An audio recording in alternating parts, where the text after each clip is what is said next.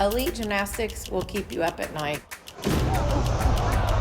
It's so nice to talk with you, especially this summer when we are all excited for the Olympics coming up. So let's talk about Golden. Well, I'm so excited to be the executive producer of Golden, along with LeBron James and Maverick Carter. Golden is about following 5 Olympic hopefuls on the road to the 2021 Olympic Games in Tokyo.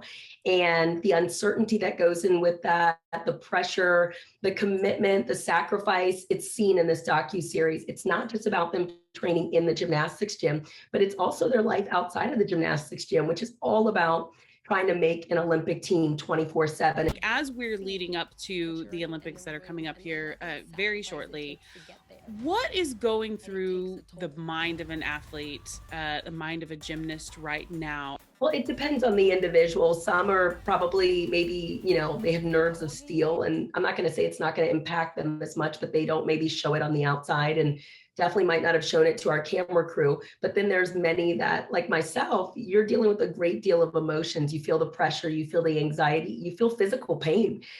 Even if the individual is not technically injured, as an Olympic training gymnast or an Olympic hopeful, you're feeling a great deal of pain. There's a level of exhaustion, of burnout, emotional fatigue. There's so much. And one thing I noticed in this docuseries that I really couldn't relate to, and I'm very grateful that I couldn't, is the amount of pressure that these young girls feel with regards to social media.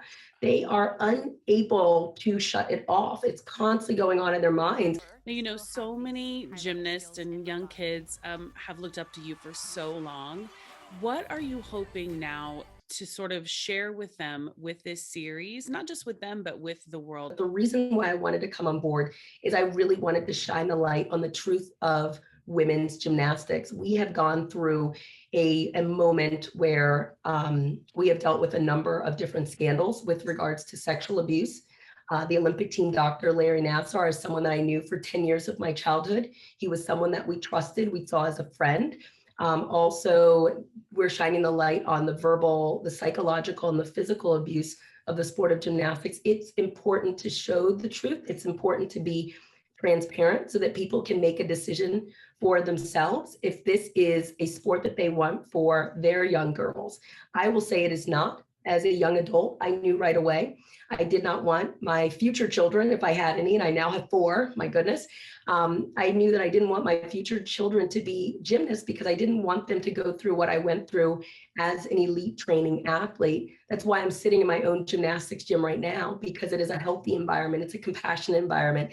It's an environment full of very positive coaches that love working with kids. This docuseries will show you parts of the culture of gymnastics that desperately need to change. And that's why I wanted to be a part of it. I wanted to be a part of the transparency so that people can make a decision for themselves. And then other athletes such as myself, as well as other coaches out there or gym owners, can choose to change the culture at their gyms as well.